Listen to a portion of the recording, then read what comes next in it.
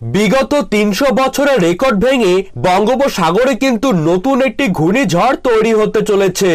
এই কনকনে শীতের মাঝেই দক্ষিণ বঙ্গোপসাগরে কিন্তু বর্তমানে একটি সক্রিয় ঘূর্ণাবর্ত অবস্থান করছে, আর যা কিনা আগামী ২৪ থেকে ৪৮ ঘন্টার মধ্যেই প্রচুর শক্তি সঞ্চয়ের মাধ্যমে নিম্নচাপে পরিণত হবে এবং পরবর্তী ৭২ ঘন্টার মধ্যেই সেই নিম্নচাপ থেকেই কিন্তু তৈরি হতে চলেছে ঘূর্ণিঝড় রিমাল।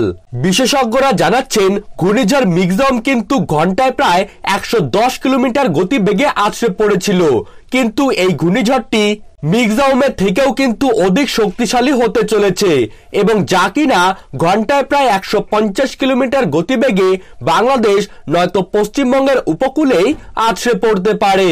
ফলে ঘূর্ণিঝড়টির প্রভাবে কিন্তু উপকূলবর্তী এলাকাগুলিতে ভারী থেকে অতি ভারী ক্ষয়ক্ষতির আশঙ্কা রয়েছে। তার সাথেই বেশ কয়েকটি জেলায় থাকছে ভারী বিক্ষিপ্ত বৃষ্টিপাতের পূর্বাভাস। তো কবে কখন তৈরি হয়ে ঠিক কোন সময়ে ঠিক কোন উপকূলে এই ঘূর্ণিঝড়টি আছড়ে পড়তে চলেছে, যখন আছড়ে পড়বে তখন এর সর্বোচ্চ গতিবেগ ঘন্টায় কত হতে পারে, কেমন হবে এর প্রাকৃতিক ধ্বংসলীলা, তার সাথেই কোন কোন জেলায় থাকছে সব থেকে বেশি ক্ষয়ক্ষতির পূর্বাভাস এবং এর প্রভাবে বাংলার কোন কোন জেলাতে ঠিক কতদিন পর্যন্ত চলতে পারে ভারী থেকে অতি ভারী বৃষ্টিপাত। তো এই বিষয়ে আবহাওয়া দপ্তরের তরফ থেকে যে গুরুত্বপূর্ণ আপডেটগুলি চলে এসেছে, তো তাই কিন্তু আমি আজকে আপনাদেরকে জানিয়ে দেব এই ভিডিওটির মাধ্যমে।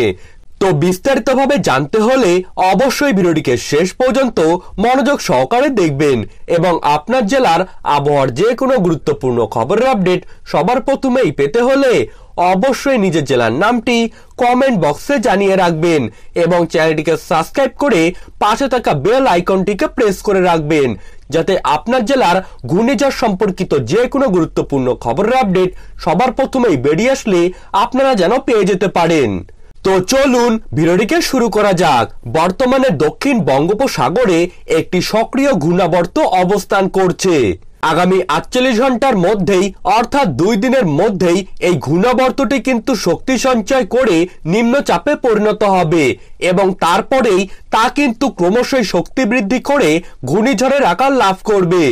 উড়িষ্যা, পশ্চিমবঙ্গ, বাংলাদেশ নয়তো মিয়ানমারের উপকূলবর্তী এলাকায় এই ঘূর্ণিঝড়টি কিন্তু ঘন্টায় ১৫০ থেকে ১৮০ কিলোমিটার গতির বেগ নিয়ে উপকূলে ল্যান্ডফল করতে পারে। ঝড়ো দমকা হাওয়ার সাথেই ভারী থেকে অতি ভারী বৃষ্টিপাতের ফলে বাংলার উপকূলবর্তী জেলাগুলি কিন্তু হতে পারে বিশাল ক্ষতিগ্রস্ত।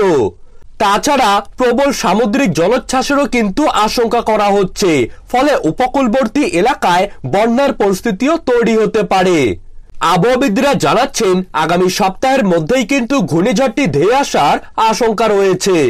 ফলে উপকূলবর্তী এলাকাগুলিতে এখন থেকেই কিন্তু জারি করা হয়েছে সতর্ক বার্তা।